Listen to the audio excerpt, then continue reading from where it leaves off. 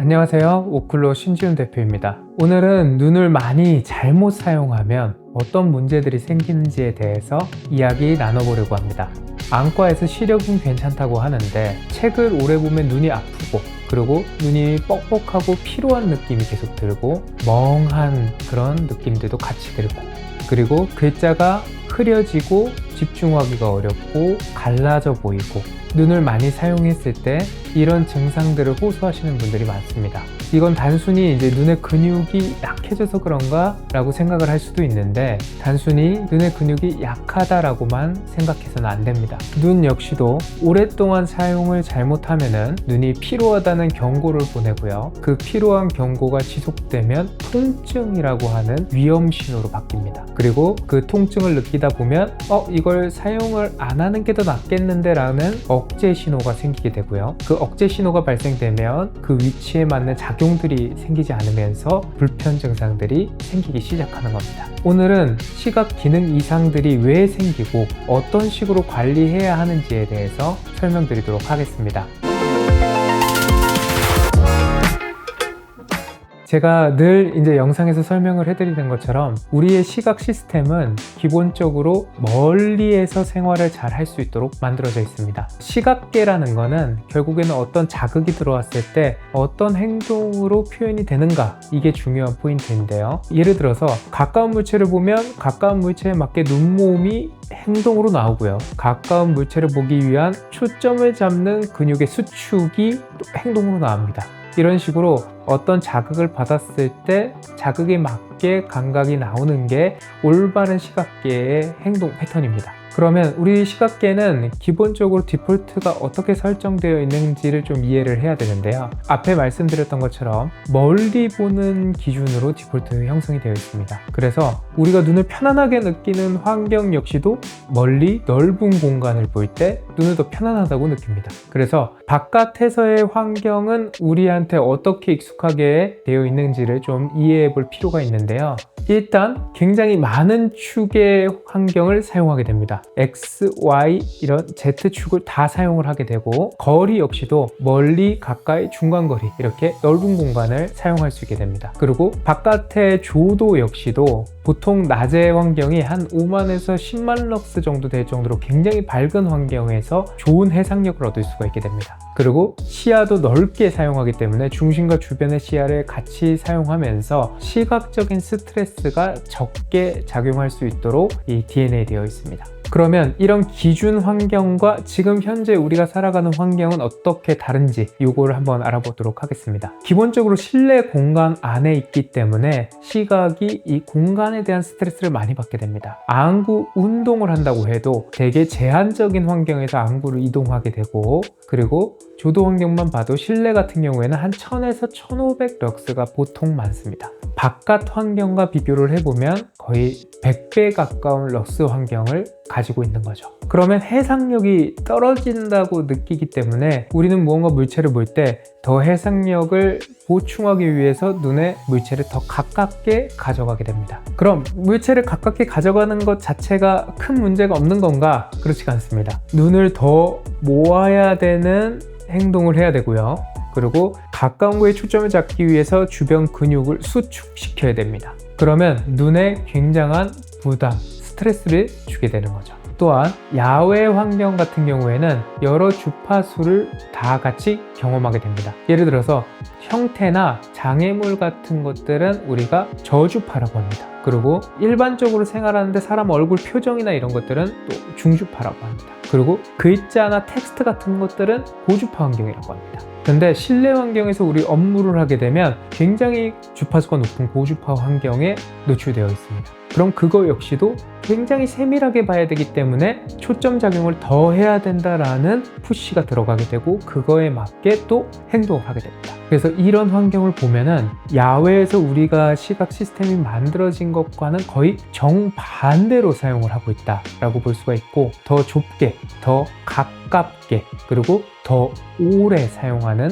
환경으로 생활하고 있다라고 볼 수가 있습니다. 그래서 이렇게 공간을 우리가 느끼고 있는 것들에 대한 게 현재 발생되고 있는 시각 기능 이상, 근시라던가 시각 기능 이상이라던가 또는 사시 같은 증상들을 발생시키는 주 환경 요소라고 보고 있습니다. 이렇게 처음에는 이런 환경들을 내가 사용을 하게 되면은 조금 눈에 부담감을 가지는 정도, 바로 문제가 생기는 건 아닙니다. 눈이 조금 피로하고 좀 쉬어야겠는데 라는 이런 1차적 경고를 눈에서 보냅니다. 그런데 이게 지속적으로 긴장을 하고 계속 스트레스를 받다 보면은 눈에서 이제 경고를 보냅니다. 이 경고는 위험 신호라고 표현을 하는데, 이 위험 신호는 통증으로 보통 느끼게 됩니다. 그럼 이 통증을 넘어서게 되면 이제 이 감각은 내가 경고를 하는데도 계속 사용이 되니까 아예 사용을 잘 안 하게끔, 반응을 잘 안 하게끔 우리가 이런 보상 전략을 펼쳐야겠다 라고 생각하게 됩니다.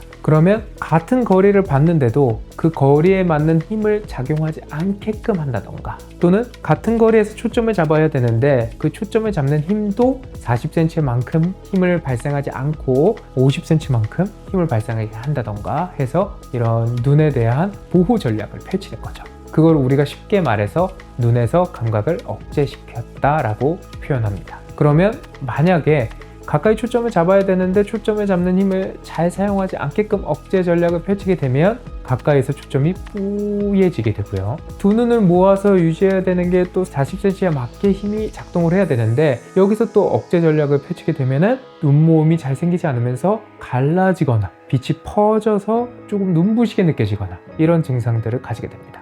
그리고 그것과 같이 경고 신호는 계속 나오니까 머리에서 두통이나 안통이나 이런 통증들도 계속 느끼고 너는 지금 위험한 상태야 라는 경고는 계속 보내게 됩니다. 이런 증상들은 눈에서만 나타나는 게 아닌데요. 눈만 특별한 감각 기관이기 때문에 이런 증상들을 보인다라고 볼 수는 없고요. 예를 들어서 다리 같은 경우에도 우리가 다리에 근육이 아프면 다리를 잘 사용하지 않게끔 하기 위해서 다리를 쩔뚝거리게 된다던가, 또는 말을 많이 사용하게 되면은 성대가 좀 위축되면서 말을 잘 하지 않게끔 만든다던가, 이런 식으로 우리 모든 신체 기관들은 이런 보상 전략들을 펼치고 있습니다. 그럼 이렇게 우리가 보호하기 위해서 펼치는 이런 전략들이 그대로 그냥 남아있는가 라고 보면은 이거 역시도 1차적으로 관찰했을 때, 2차적으로 관찰했을 때, 3차적으로 관찰했을 때 이 시점들에 따라서 변화되는 것들이 다릅니다. 그리고 느끼고 있는 증상들은 더 헤비해지게 됩니다. 보통 이제 1차적인 증상을 느낄 때는 저를 찾아오는 경우들이 많지는 않습니다. 보통은 그냥 눈이 피로한데 눈 때문에 이런 피로 증상들이 생기는지는 모르겠다, 내가 눈을 많이 쓰기 때문에, 아니면 오래 작업을 하기 때문에 그냥